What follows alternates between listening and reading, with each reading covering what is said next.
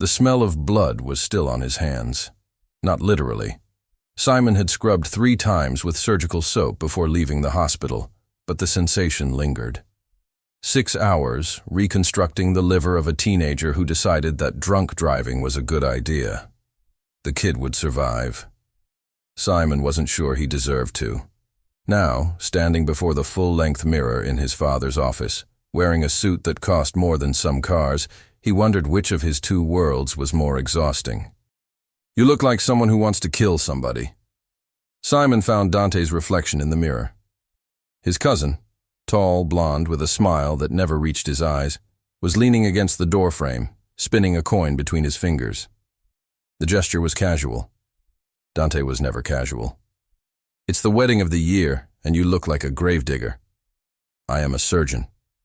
Same energy. Simon adjusted his shirt cuffs, ignoring him. When Richard Vasconcelos summoned, you appeared. Even if the summons came in the form of an elegant invitation to a family celebration at his estate on the outskirts of São Paulo, even if you had spent the last 8 years avoiding any event that required more than 15 minutes in his presence, even if every instinct screamed that something was wrong. "Who's the bride?" Simon asked, still with his back turned. The coin stopped spinning. "What?" "The bride." Simon finally turned, meeting Dante's suddenly cautious gaze. "My father organizes a last-minute wedding, summons the entire family, but refuses to say who's getting married. Who is it?" Dante smiled. It wasn't a comforting smile. "You'll find out soon." The hallway leading to the garden was lined with mahogany and memories Simon preferred to forget. Portraits of ancestors who built empires with stained hands. His mother, frozen in oil at 32, 4 years before she was found at the bottom of the pool. An accident, they said. Simon was 12. Simon didn't believe it. He never asked for the truth. Some answers cost more than silence. The garden was unrecognizable. White tents, flowers that looked like blood spilled on snow, hundreds of guests in suits and dresses worth fortunes. An orchestra played something classical that Simon didn't bother to identify. At the improvised altar, beneath an arch of roses, his father waited. Richard Vasconcelos, at 63, was a walking contradiction.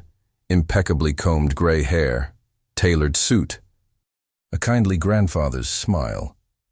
Hands that Simon had seen break fingers, with the same ease they now held a champagne glass.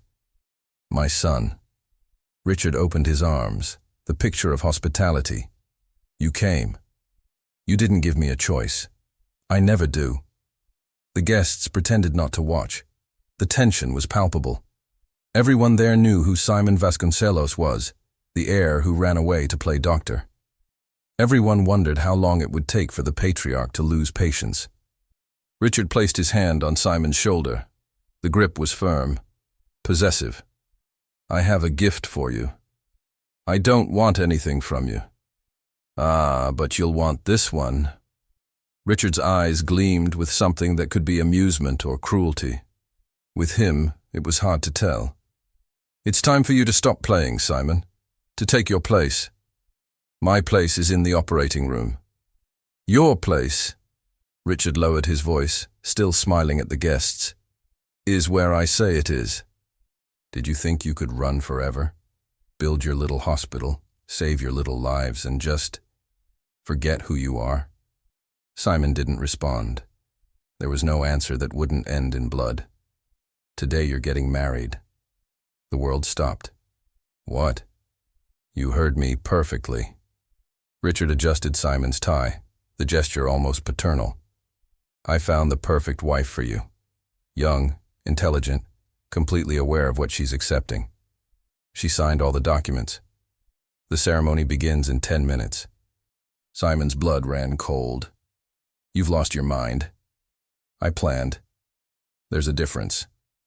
I'm not marrying a stranger because you decided that she's not a stranger." The music changed. The wedding march began to play, and the guests stood, turning toward the garden entrance. Simon followed their gaze, every cell in his body screaming to run, to fight, to do something. And then he saw her. The veil was thin enough not to hide the hair, red like fire, like rage, like the sunset he used to watch from the hospital rooftop after losing a patient. The dress was white, simple, elegant. Her hands gripped a bouquet with enough force to crush the stems. And the eyes. Those green amber eyes he knew so well. That challenged him every time he gave an order. That rolled when he was condescending. That sparkled with fierce intelligence during complicated surgeries. Livia Montero, his resident. The woman he barely tolerated because she made him question his own decisions. The woman he secretly respected because she never, ever backed down. Walking toward the altar, toward him. Their gazes met, and Simon saw everything there, the anger, the fear, the determination, the hatred. She didn't want to be there. Every step seemed forced, but she kept walking. Surprise, Richard whispered in his ear. She's perfect, isn't she? Strong enough to handle you, smart enough to be useful, and desperate enough to accept. Simon grabbed his father's arm with force that would leave bruises. What did you do to her? Me? Nothing. Richard didn't lose his smile. I simply offered a solution to her problems. Her brother, Bruno, is a charming young man, terrible at cards. Did you know he owes almost $2 million to the Cortez family? It would be a shame if something happened to him. Or to that sick mother she loves so much. Fury burned Rose, exploded silently inside Simon. He knew this feeling, the same one he felt at 18 when he discovered what his father was capable of, the same one that made him flee to medicine, to build instead of destroy. If you touched her, I don't touch women, Simon, you know that. But the Cortez, Richard shrugged, they're not so civilized. Livia reached the altar. Up close, Simon could see the dark circles she had tried to hide with makeup, the slight tremor in her lips. The rigid spine of someone ready for battle but knowing she couldn't win. Dr. Vasconcelos, she said, and her voice didn't tremble. A single note of defiance, even now. Dr. Montero. It seems we're going to be colleagues of another kind.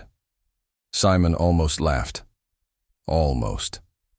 Because there she was, forced to marry a man she could barely stand, threatened by a MAFIA patriarch, surrounded by people who would destroy her without blinking. And she still found the strength to be sarcastic.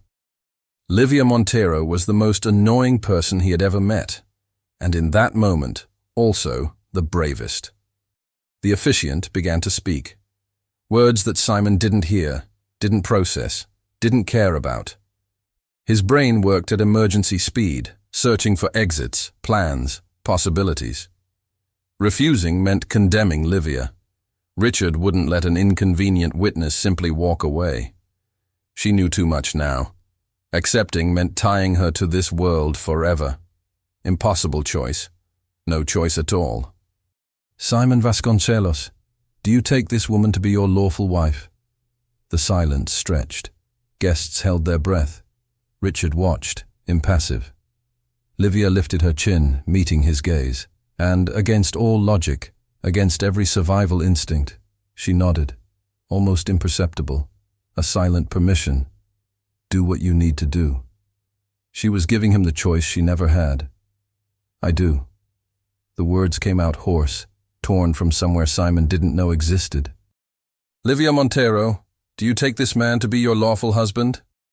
She didn't hesitate. I do. By the power vested in me, I pronounce you husband and wife. You may kiss the bride. The world watched. The father observed. The Cortez, wherever they were, plotted.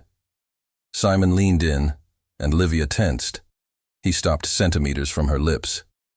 I'm going to get you out of this, he whispered against her mouth, low enough for only her to hear. I swear. The kiss was brief, formal, without any of the romance the audience expected. When they separated, applause erupted, false and deafening.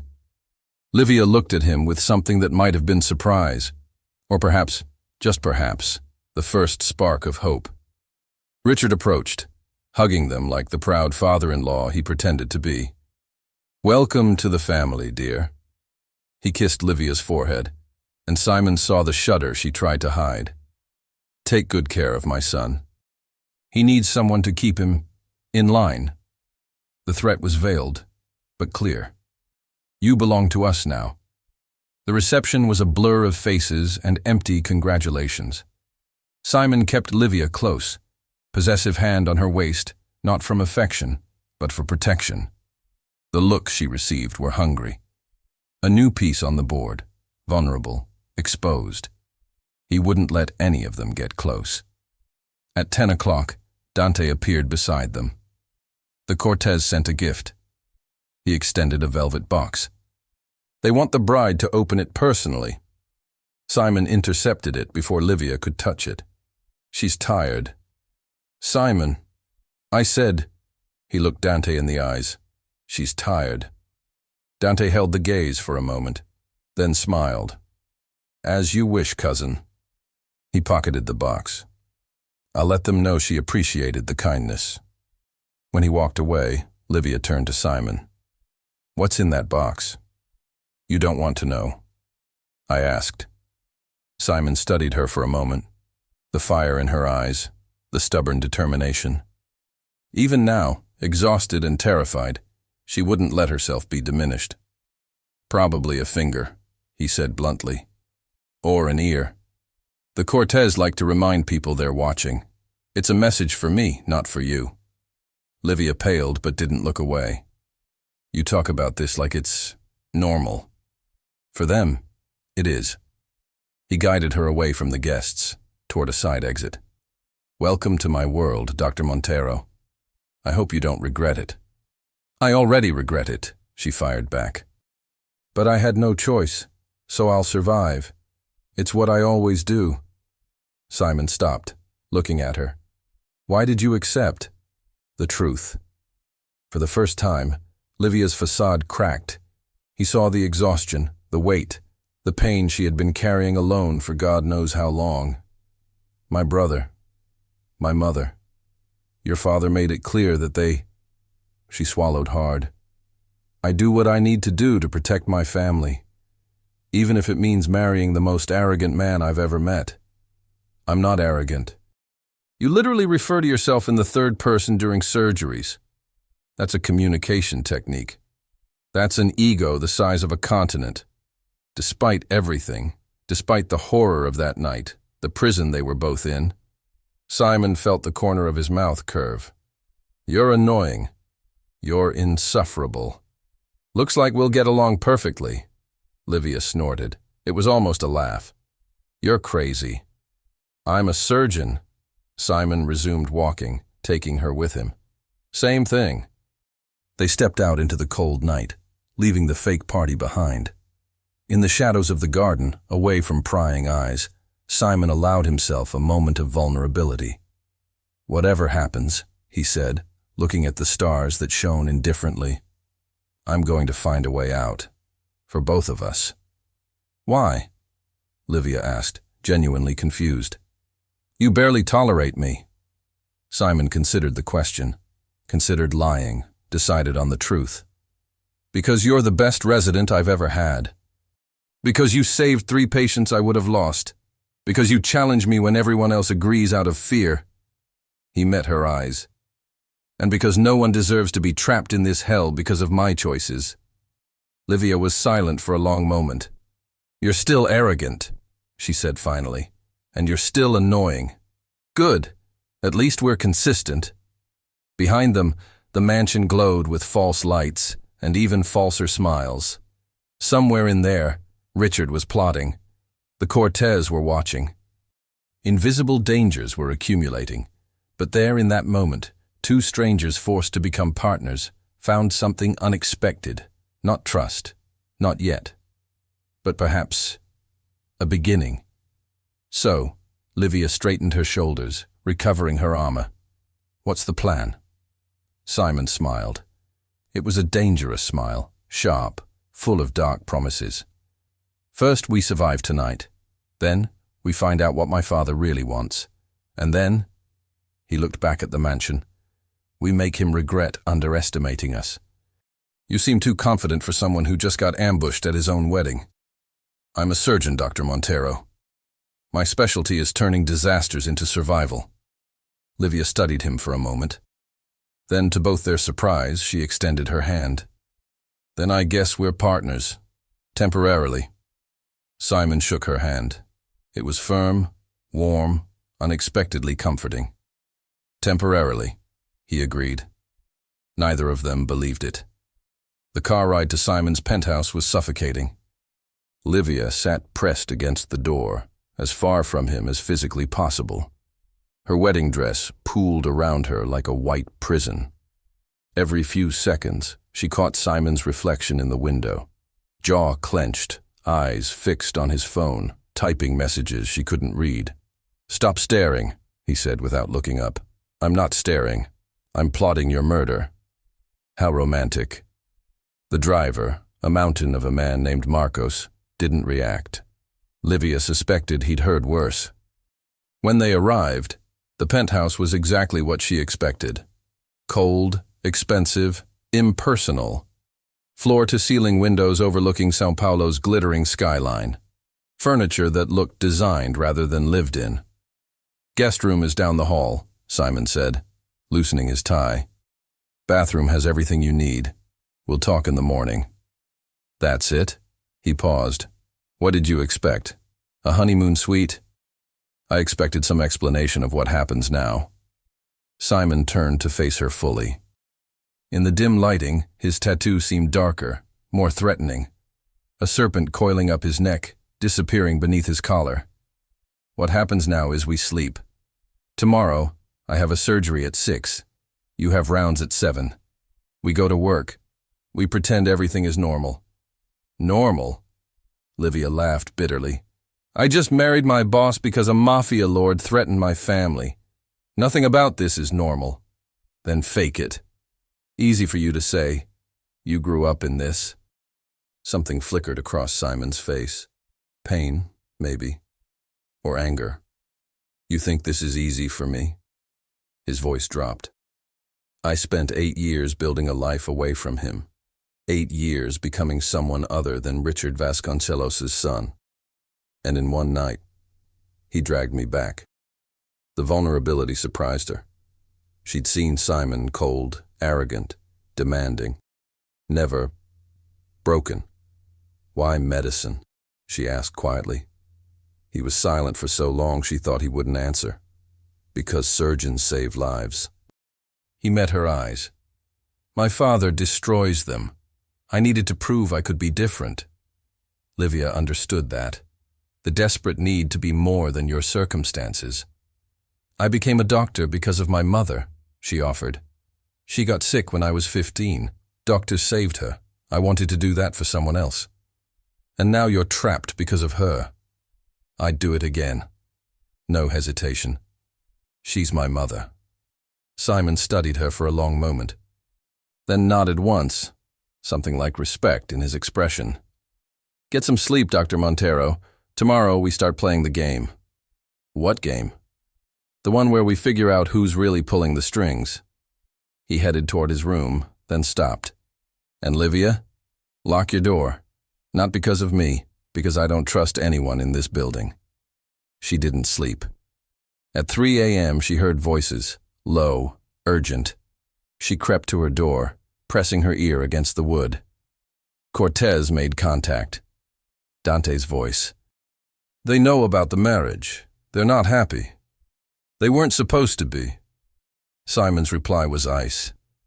"My father used this wedding to send a message. The question is what message? Maybe that you're back in the fold. Or that he has leverage now." A pause. "If anything happens to her, I lose my advantage, and my father knows I won't let that happen." "You care about the girl?" Silence. "She's my responsibility now. That's enough." Livia stepped back from the door, heart pounding. Responsibility. She was a chess piece, a pawn in a game she didn't understand. But pawns could become queens. She just needed to learn the rules. The hospital felt different now. Livia had walked these halls 1,000 times. She knew every corner, every supply closet, every shortcut between floors. But today, eyes followed her. Whispers trailed behind like smoke.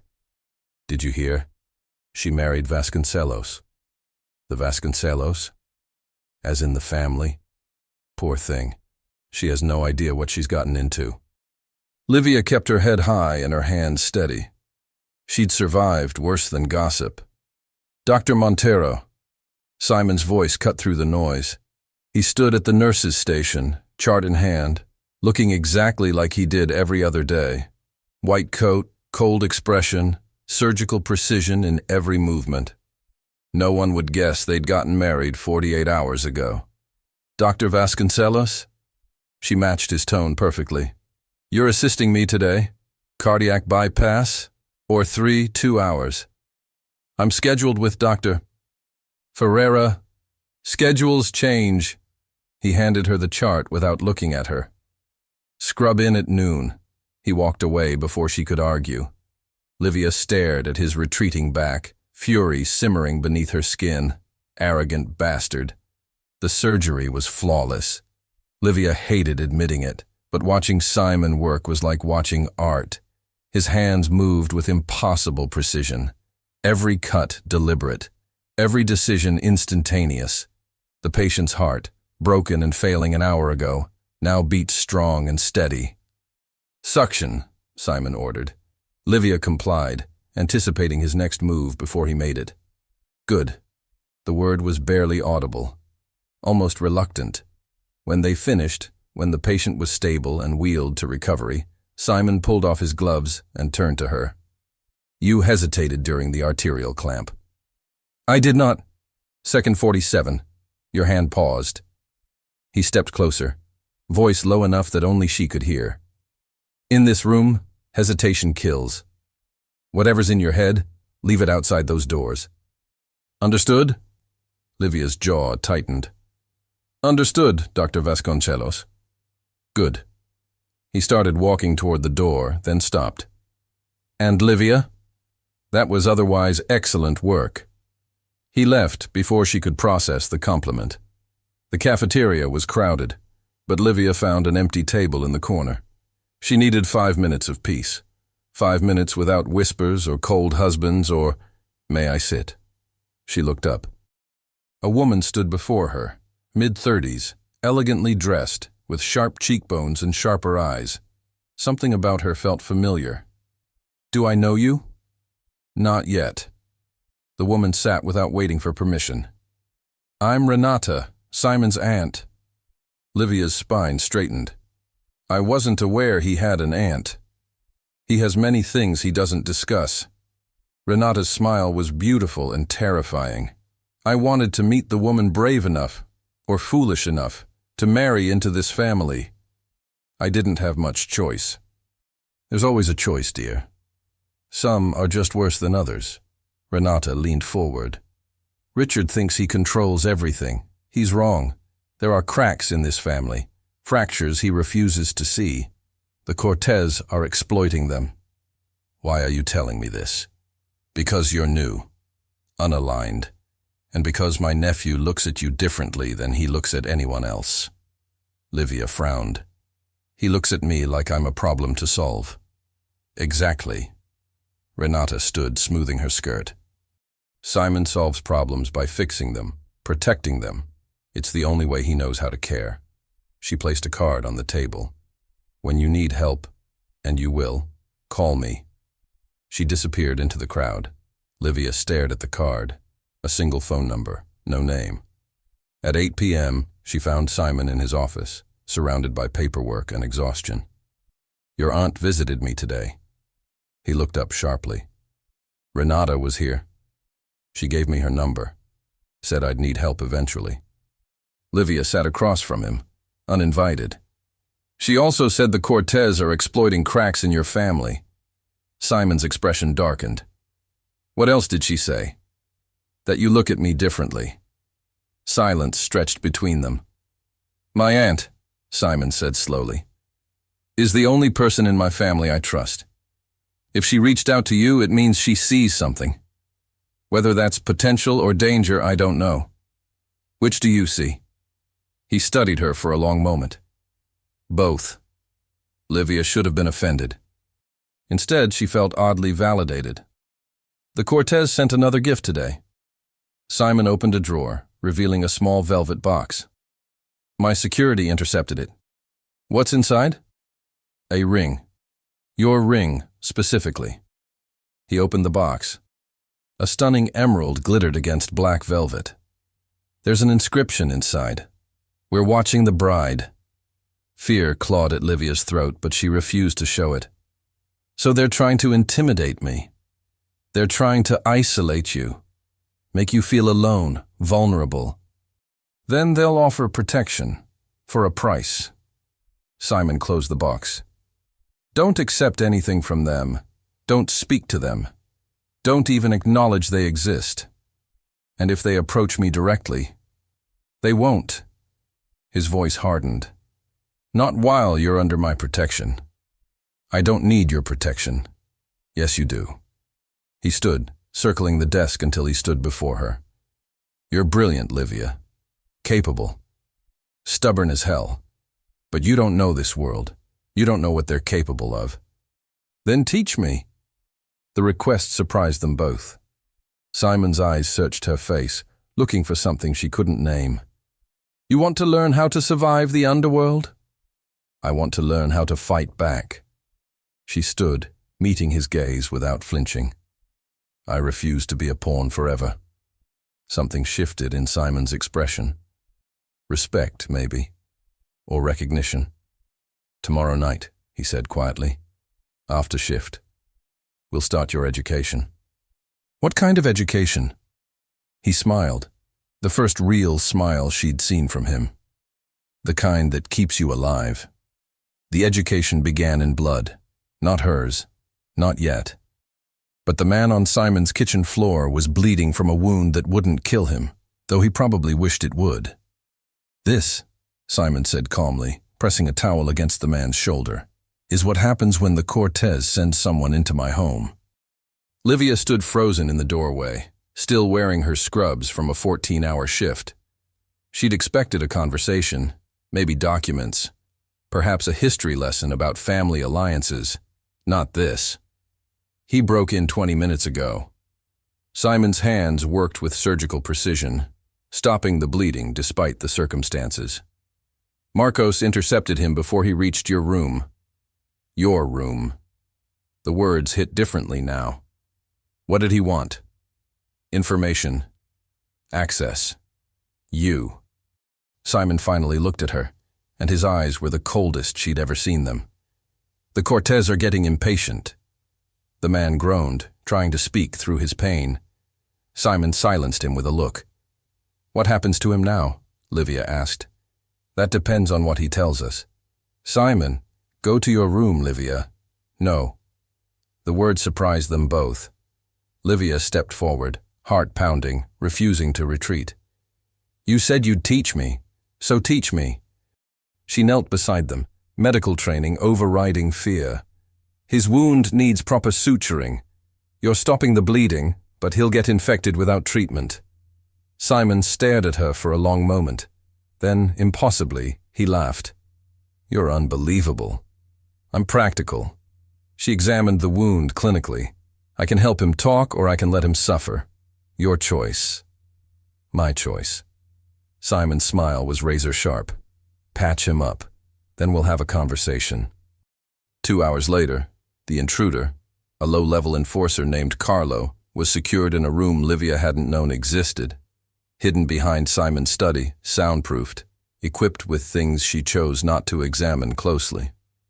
The Cortez want the shipping routes, Carlo confessed, sweating despite the cold.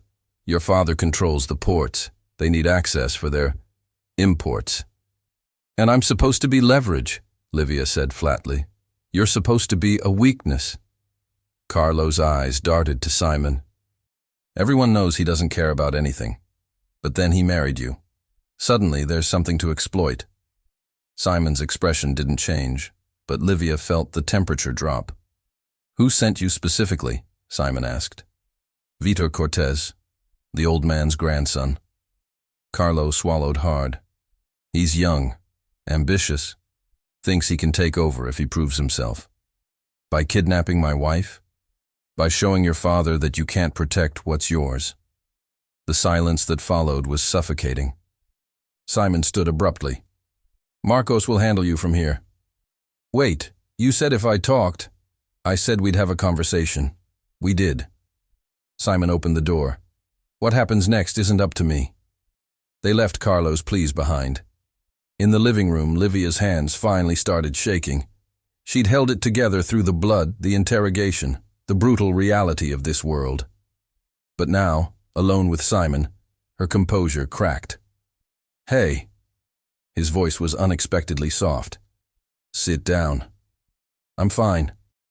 You're shaking. He guided her to the couch, and for once, she didn't fight him. That was your first exposure. It gets, not easier, but more manageable. Is this your life? She whispered. Bleeding men on your floor? Hidden rooms? Threats around every corner? It was, before I left. Simon sat beside her, close enough to touch but maintaining distance. I built the hospital to escape this. For 8 years, I almost convinced myself I was free. But you weren't. No one leaves this family, Livia. My father made sure of that.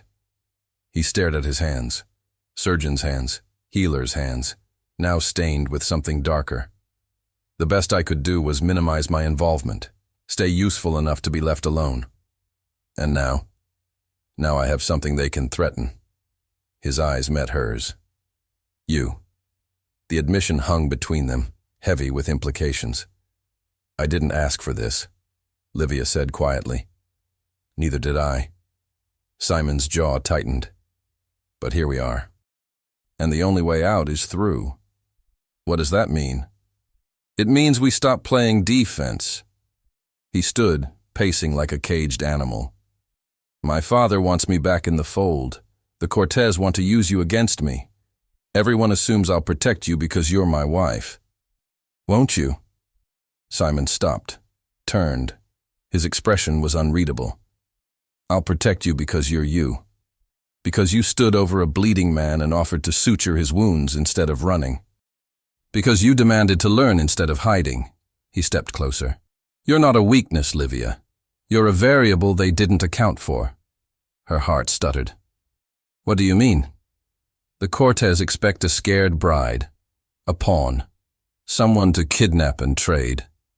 His smile was dangerous. They don't expect a surgeon with steady hands and a spine made of steel. They don't expect us. Us? Partners. He extended his hand, echoing her gesture from their wedding night. Not because of some contract my father forced, because we choose it. Livia looked at his hand, at this man who was everything she thought she hated, arrogant, cold, controlling, and everything she was beginning to understand. Broken, determined, fighting against his own legacy. She took his hand. Partners, she agreed. His fingers closed around hers, warm and steady. Tomorrow, I'm meeting with my father. He'll demand updates, test my loyalty. Simon didn't release her hand. I want you there. Why? Because he needs to see we're united. Because Renata will be there and she trusts you. And because... He hesitated. Because I could use someone in my corner who isn't afraid to tell me when I'm being an idiot. Livia almost smiled. That's a full-time job. I'll pay overtime. This time, she did smile. Small, reluctant, but real. Fine, I'll come. She finally pulled her hand back. But I'm not wearing anything he chooses for me. Wouldn't dream of suggesting it. And I'm not pretending to be the adoring wife. God, no. He'd see through that immediately. Then what should I be? Simon considered the question. Yourself, brilliant, difficult, unafraid. His eyes softened almost imperceptibly. That's terrifying enough. For a moment, just a moment, Livia forgot about the blood, the threats, the impossible situation trapping them both. For a moment, she only saw him. Then her phone buzzed. A message from an unknown number. Pretty brave for a dead woman walking. The fear returned, ice cold and absolute. Simon read the message over her shoulder. His expression hardened into something lethal. "Vitor Cortez," he said quietly. "He just made his first mistake." "What mistake?" Simon took her phone, forwarding the message somewhere she couldn't see. "He threatened you directly. Now I have justification." He met her eyes, and the surgeon was gone. In his place stood the heir, the one he'd tried so hard to bury. "No one touches what's mine, Livia. No one." "What's mine?" She should have been offended by the possessiveness. Instead, she felt something far more dangerous. Safe. Richard's estate felt like entering a mausoleum. Livia had been here once before, her wedding day, though that memory was wrapped in trauma rather than clarity. Now, walking beside Simon through the marble corridors, she saw everything with brutal precision. Armed men disguised as servants, security cameras hidden in ornate fixtures. Exits monitored, windows reinforced, a fortress dressed as a mansion. "Breathe," Simon murmured without looking at her. "I am breathing." "You're calculating escape routes, I can tell." His hand found the small of her back, steadying, grounding. "Stay close, say little, watch everything. I know how to handle myself." "I know you do." His fingers pressed slightly. "That's what worries me." The dining room was absurdly large for 3 people. Richard sat at the head of the table, Renata to his left, 2 empty chairs waiting on his right. "My son. My daughter-in-law." Richard's smile was warm poison. "How wonderful to see you both thriving." "Father." Simon pulled out Livia's chair before taking his own. "You summoned. We came." Summoned. Such a harsh word. Richard sipped his wine. Can't a father simply miss his only child? "You've never missed anything in your life. You calculate." Renata's lips twitched. Richard's smile didn't falter. "Direct as always. I've missed that." His eyes slid to Livia. "And how are you adjusting, my dear? Marriage to Simon must be challenging. Less challenging than some alternatives." Livia met his gaze steadily. "Your son is arrogant, demanding, and has terrible bedside manner. But he's also brilliant, principled, and surprisingly decent when he forgets to be cold." Silence. Then Richard laughed, genuine, surprised. "I see why he chose you." "He didn't choose me." "You did." The laughter died. Something dangerous flickered in Richard's eyes. "Careful, child. Honesty is admirable in small doses, lethal in large ones." "Livia." Simon's voice carried warning, but Livia was done being careful. "You brought me into this family as a pawn, a pressure point, something to control your son with." She leaned forward. "But I'm not controllable, and neither is he. So whatever game you're playing, you should know, we're not pieces, we're players." The tension could have shattered glass. Richard studied her for an eternity. Then he turned to Simon. "She's magnificent. Absolutely wasted on medicine." "She's not wasted anywhere." Simon's hand found Livia's under the table. "And she's right. Whatever you're planning with the Cortez, we're done being puppets." "The Cortez?" Richard's expression shifted, colder, harder. "Is that what you think? That I'm allied with those animals?" Carlo said, "Carlo is a fool who knows nothing." Richard set down his wine glass with deliberate precision. "The Cortez have been trying to destroy this family for 20 years. Why do you think I needed you married, Simon? Why do you think I chose someone outside our world?" Livia's blood chilled. "Chose me specifically?" "Of course, specifically." Richard's smile returned, but different now. Almost paternal. "I've been watching you for 2 years, Dr. Montero. Your skill, your determination, your loyalty to family above all else." He glanced at Simon. "Sound familiar? You planned this." Simon's grip on Livia's hand tightened. All of it. I positioned assets. There's a difference. Richard stood, walking to the window. The Cortez have a mole in our organization. Someone close. I don't know who. But I know they're planning something for the annual gathering next month. Something that requires access to our inner circle. And Livia is an unknown variable. Someone they didn't anticipate, couldn't prepare for, can't predict. Richard turned back. You've spent 8 years proving you're not like me, Simon. Fine, but you are my son, my heir. And whether you like it or not, you're the only one I trust to protect this family. From what? From annihilation. The word hung in the air. Renata finally spoke. Richard isn't exaggerating. The Cortez have been positioning for months, buying loyalties, gathering information.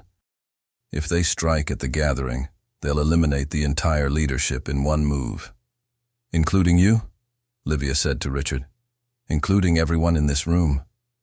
Simon released Livia's hand, standing abruptly. You expect me to believe you care about our safety? After everything? I expect you to believe I care about legacy. Richard's voice hardened. I built this empire from nothing. Bled for it. Killed for it. I will not watch it burn because my son wanted to play surgeon instead of learning the business. Playing surgeon? Simon's composure cracked. I've saved more lives in 8 years than you've destroyed in 60. And yet here you are. Because those lives don't matter to the Cortez. They'll burn your hospital, kill your patients, destroy everything you've built, unless you stop them. The silence stretched, toxic and thick. Livia stood, positioning herself between father and son. Enough. Her voice cut through the tension. You both want the same thing, survival. You're just too proud to admit you need each other. She looked at Richard. Tell us about the mole. Everything you know. Richard's eyebrows rose. You're giving me orders? I'm expediting this conversation before someone says something unforgivable. She didn't flinch. Talk.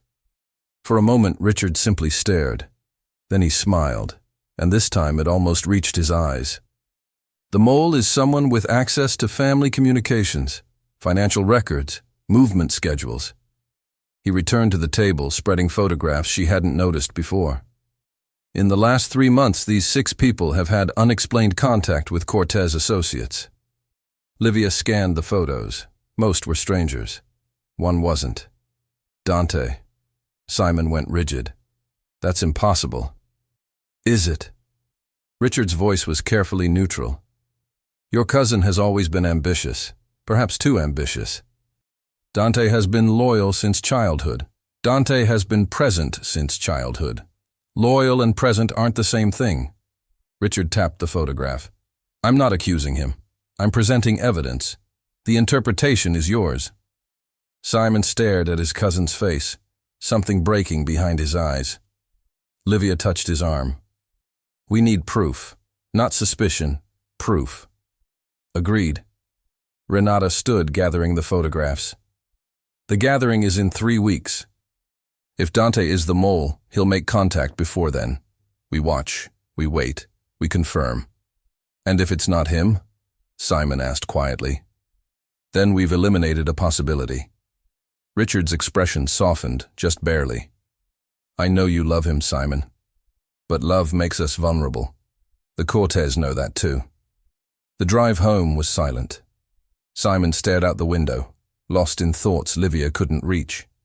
His cousin, his closest friend, possibly his betrayer. It might not be him, she offered finally. It might be. His voice was hollow. That's the worst part, I can imagine it. The resentment, the ambition, the feeling of always being second to the heir who didn't even want the position. He laughed bitterly. I'd resent me too. That doesn't justify betrayal. No, but it explains it. Simon finally looked at her. My father was right about one thing. Love makes us vulnerable. Livia's heart stuttered. Simon, not yet. He shook his head. Whatever this is between us, And there is something, don't pretend otherwise. We can't address it now, not with everything at stake. So we just ignore it? We acknowledge it. His hand found hers in the darkness, and we wait until we've survived this. Until we're free to choose without pressure or obligation. And if we don't survive? Simon's grip tightened. Then I'll die knowing I met someone worth fighting for.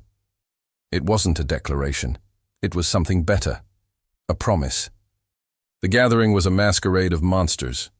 300 guests in designer gowns and tailored suits, faces hidden behind ornate masks, champagne flowing like blood through crystal veins. Livia adjusted her emerald mask, chosen deliberately, matching the threat the Cortez had sent, and scanned the ballroom. Somewhere in this crowd, a traitor waited. "You look terrified," Simon murmured against her ear. "I look prepared." She smoothed her black gown. "There's a difference. You've been spending too much time with me." Unfortunately. His laugh was quiet, warm, different from the cold surgeon she'd met months ago, different from the reluctant mafioso she'd married. This was Simon, just Simon, and she was in love with him. The realization had crept up slowly, through shared surgeries and midnight conversations, through danger faced together and vulnerability exchanged in darkness. She loved his arrogance because it masked deep insecurity. She loved his coldness because it protected a heart too wounded to risk exposure. She loved him, and tonight, they might both die. "Dante's by the east exit," Renata's voice crackled through their hidden earpieces. "He's been checking his phone every 3 minutes." "Waiting for a signal," Simon replied quietly. "Or giving one." The plan was simple. Draw out the mole, identify the Cortez strike team, neutralize both before blood painted the marble floors. Simple plans rarely survived contact with reality. "Simon," Richard's voice cut through the crowd. The patriarch approached, resplendent in a silver mask that made him look almost regal. "Dance with your wife, make it visible." "Why?" "Because Viter Cortez just arrived." Richard's smile was razor sharp. "And he's watching her like she's prey." Livia's skin crawled, but she didn't look, didn't react. Simon took her hand, leading her to the dance floor. "I see him," she whispered as they began to waltz. "Northeast corner, red mask. I see him too." Simon's grip tightened on her waist. "He's younger than I expected. Young and stupid, dangerous combination." "Speaking from experience?" "I married you, didn't I?" His surprised laugh drew glances. "Good. Let them see a couple in love. Let them underestimate." The music swelled. Simon pulled her closer than the dance required. "Whatever happens tonight," he said quietly, "I need you to know something." "Simon, let me finish." His eyes found hers through the masks. "I didn't choose this marriage, but I would choose you, again and again, in every version of this life." His thumb traced circles on her waist. "You made me remember why I became a surgeon, why saving lives matters, why fighting for something beyond yourself isn't weakness. It's the only strength worth having." Livia's throat tightened. "That's suspiciously romantic for a man who communicates primarily through surgical commands."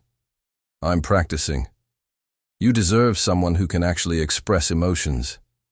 "I don't want someone else." The words escaped before she could stop them. "I want you. Arrogant, impossible, emotionally constipated you."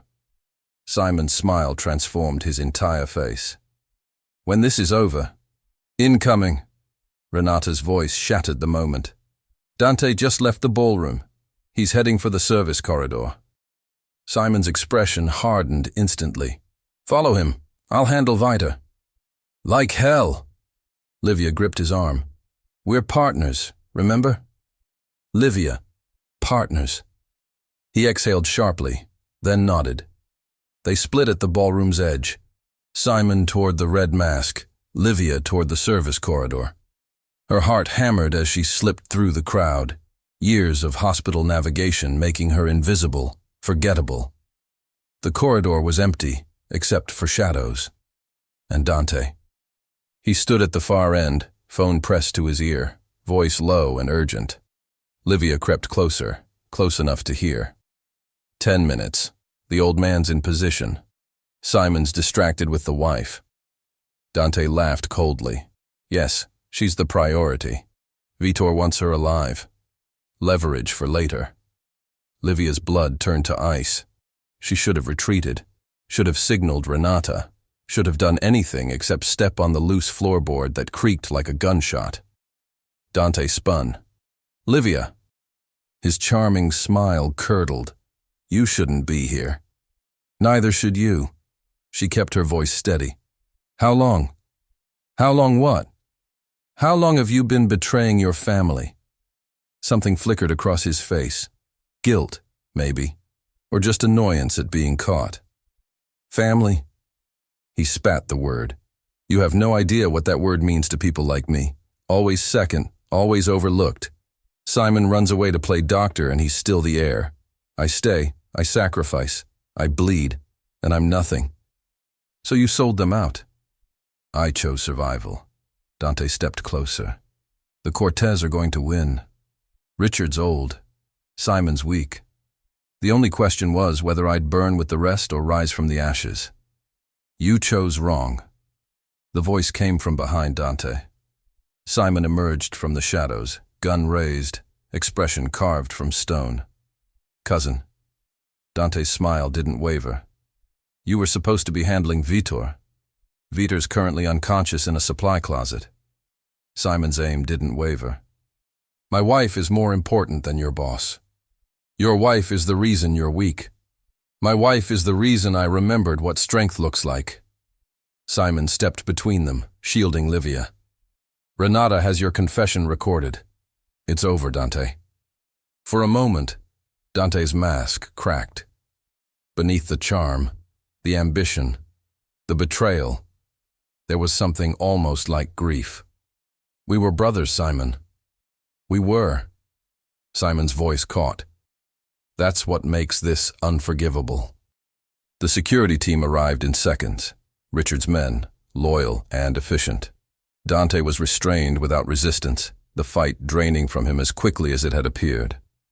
Livia watched them drag him away and felt nothing. No, that wasn't true. She felt Simon's hand find hers, felt his fingers interlock with hers, felt the tremor he tried to hide. It's over, she said softly. The Cortez will regroup. There will be other threats. Simon. She turned him to face her. For tonight it's over. Let yourself feel that. He stared at her for a long moment. Then, slowly, the tension bled from his shoulders. I don't know how to do this, he admitted. Any of this. Family. Love. Being someone worth loving. Lucky for you, I'm an excellent teacher. You're an adequate resident at best. She laughed, surprised, genuine, alive. And then she kissed him. Not the formal kiss from their wedding, not a performance for observers. This was real. Hungry. A promise and a question wrapped in one breathless moment. Simon responded instantly, pulling her closer, kissing her like she was oxygen, and he was drowning. When they finally separated, foreheads pressed together, breathing ragged, he smiled. Adequate, she whispered. Exceptional. He kissed her again, softer. Always exceptional. The ballroom erupted in chaos behind them. Arrests, revelations, the fall of the Cortez ambitions. Richard would handle the politics. Renata would manage the fallout. Simon and Livia walked out into the night, hands intertwined, futures uncertain, but no longer alone. What now? She asked. Now we go home. He opened the car door for her. Tomorrow we save lives, together. And us? Simon paused, then smiled, that rare, genuine smile she was learning to treasure. Us is forever, Dr. Montero, if you'll have me. Livia pretended to consider. You're still arrogant. You're still irritating. Perfect. She slid into the car. I accept. He laughed, following her in. The city glittered around them, dangerous, beautiful, alive. Just like their future. Just like their love. The end.